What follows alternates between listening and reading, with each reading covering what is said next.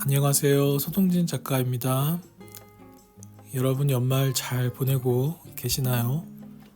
저는 올해도 따스하게 집에서 크리스마스를 보냈는데요. 이제는 홀로 보내는 크리스마스가 너무 익숙해져서 걱정이 되기도 하고, 내년 크리스마스에는 꼭 연인과 함께 보냈으면 좋겠다는 생각이 들었는데요. 그래도 저에게는 구독자 여러분들과 제 영상을 시청해 주시는 많은 분들이 계셔서 너무 감사한 한 해였습니다. 글을 쓰는 이 시점에 400번째 구독자님이 생겼는데요.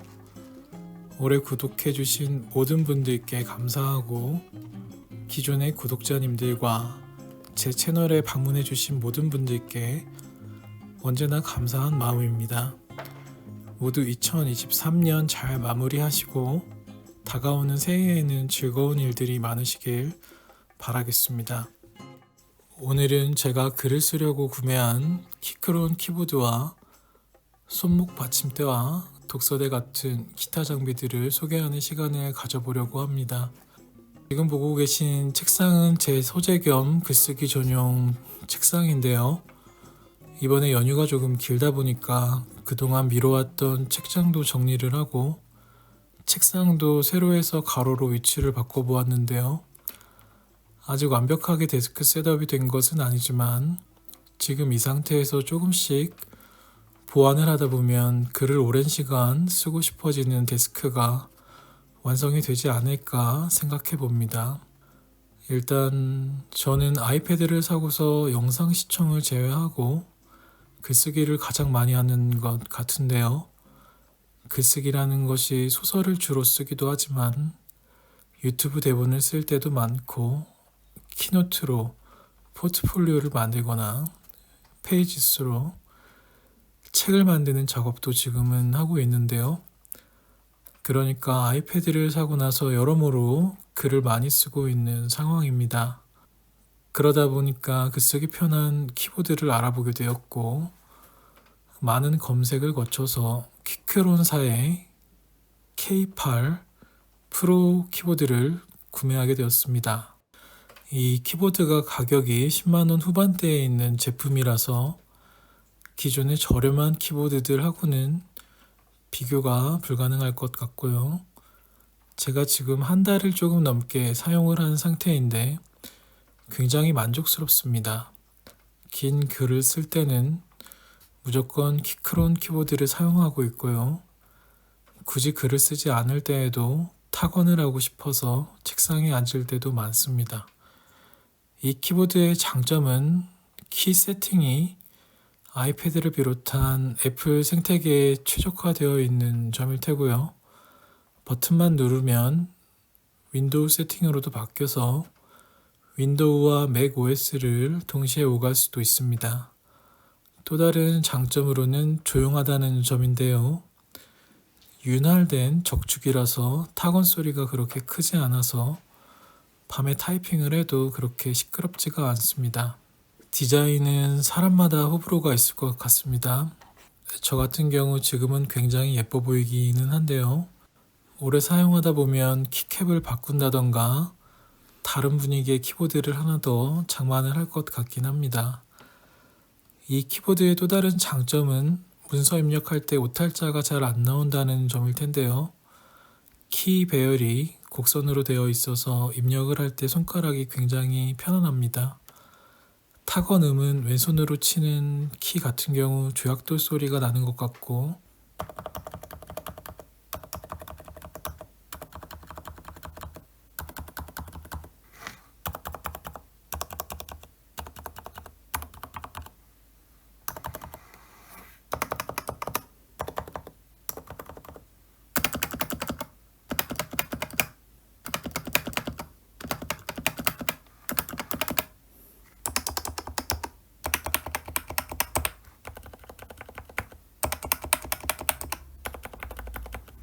오른손으로 치는 배열은 서걱서걱 소리가 나는 것 같습니다. 스페이스키 같은 경우에는 좌우 균형이 잘 맞아서 타이핑할 때 거슬린다는 느낌이 안 들었습니다. 이 키보드는 당연히 블루투스라서 선을 연결 안 해도 되고요. 배터리도 C타입 케이블로 충전을 할 수 있어서 편리합니다. 아직까지는 충전을 한 번도 안 한 상태인데 저처럼 키보드 조명을 끄고 작업하시는 분들은 오랜 시간 충전을 안 해도 원활하게 구동이 되지 않을까 생각이 듭니다. 이 키보드는 LED 조명도 다양한 편인데 저는 이런 색감이나 효과들이 너무 정신사나워 보여서 거의 사용을 안 하고 있지만 어두운 공간이나 사이버틱한 공간에 이 키보드를 비치하시는 분들께는 유용할 수 있을 것 같다는 생각이 드네요. 이 키보드의 장점이자 단점이라면 풀 알루미늄으로 되어 있어서 무게가 조금 있습니다. 검색을 해보니 1.3kg 정도로 적혀 있는데 체감상 2kg 정도 되는 것 같습니다. 절대 한 손으로 못 듭니다. 물론 들라면 들 수는 있겠지만 그러면 키보드가 망가질 것 같아서 꼭 두 손으로 들게 되더라고요. 이 키보드를 휴대성을 생각하고 보시는 분들은 아마 없으실 거라 생각이 듭니다. 키보드 높이 같은 경우에는 키마다 높이가 제법 있는 편이라서 팜레스트 없이 썼을 때는 손목에 무리가 가서 타이핑을 오래 하기 힘들었는데요.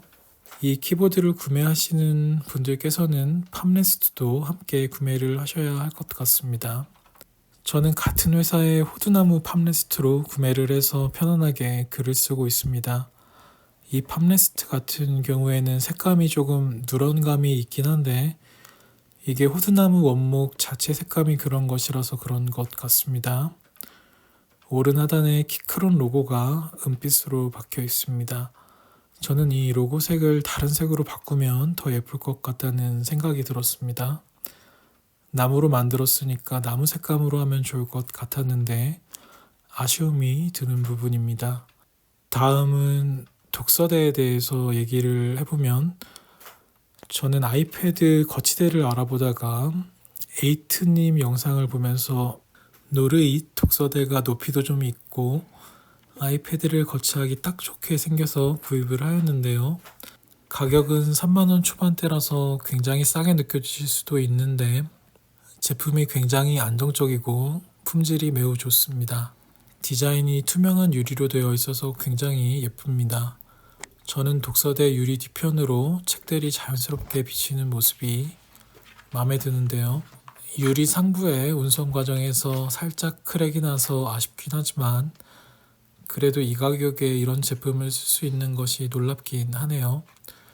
구성품으로는 높이 조절을 할 수 있는 렌치와 책 고정핀에 들어가는 골무가 동봉되어 있습니다. 렌치로 나사를 조이고 풀어주면서 높이 조절을 하시면 됩니다. 독서대 하단은 메탈 재질이라서 튼튼하고요. 컬러도 실버라서 아이패드와 굉장히 잘 어울리는 궁합입니다. 제가 아이패드를 사면서 받은 애플 로고 스티커를 하단에 붙이긴 했는데 이 애플 로고가 수평을 맞춰서 붙이는 게 생각보다 어렵더라고요. 제대로 붙인다고 노력하긴 했는데 살짝 틀어진 것 같기도 하고요. 굳이 이런 스티커를 붙이지 않아도 미니멀한 제품이라서 여러분들께 추천하는 제품입니다. 현재는 이렇게 책상을 구성하고 있는데요.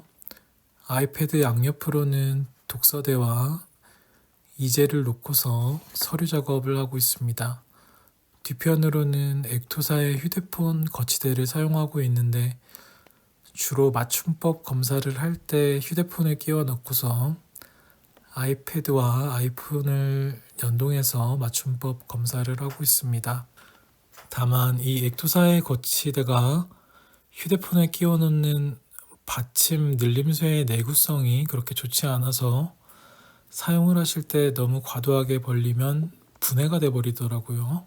물론 분해가 되더라도 다시 연결을 하면 사용은 가능한데 애당초에 튼튼하게 잘 만들어 놨으면 좋을 텐데 제품 자체가 여러분들께 그다지 추천하고 싶지 않은 그런 제품입니다. 가격은 2만원 정도입니다. 오늘은 이렇게 작업 선반에 들여놓은 여러 가지 제품들을 이야기해 보았는데요. 뒤편으로 보이는 책장과 책에 대해서 얘기하면 좋을 것도 싶은데 책 이야기를 하면 영상이 너무 길어질까봐 다음에 별도로 이야기를 하면 좋을 것 같습니다. 끝까지 시청해 주셔서 너무 감사하고요. 겨울철에 길이 미끄러우니 조심하시면서 이동하시고 안전운전 하시길 바라겠습니다. 저는 2024년에 다시 찾아뵙겠습니다. 감사합니다.